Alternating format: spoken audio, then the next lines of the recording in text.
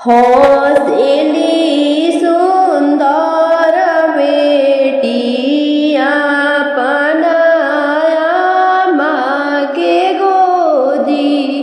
हौसली सुंदर बेटिया पनाया माँ के गोदी। आहो अम्मा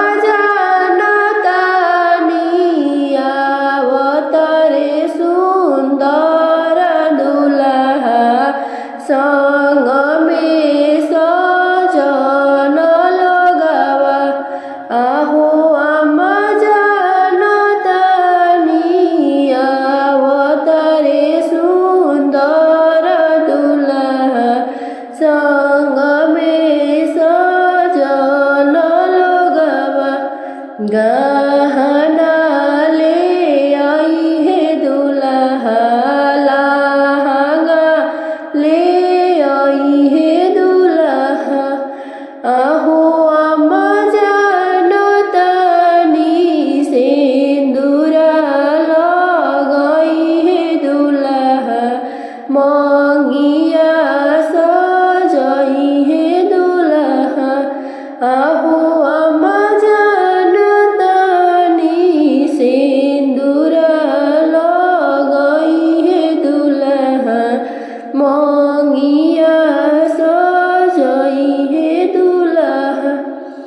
रोवेलिया पनया माधियावा लगा के गाला।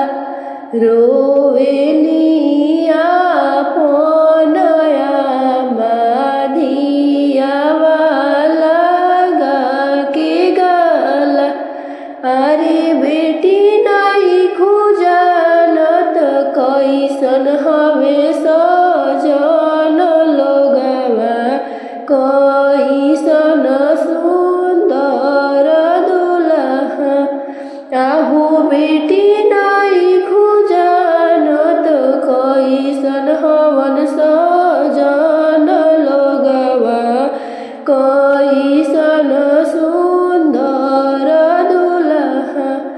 गहना उधार लाई है लहंगा पुरान लाई है।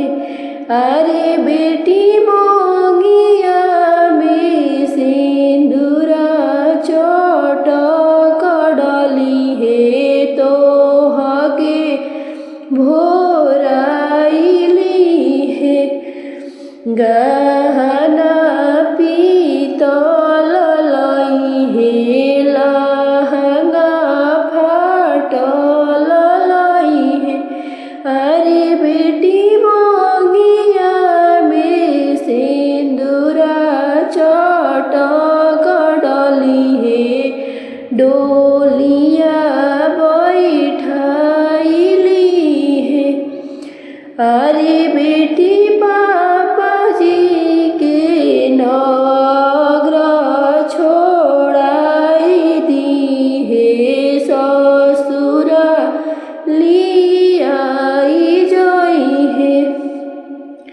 अरे बेटी भैया जी के नगर छोड़ाई दी है ससुर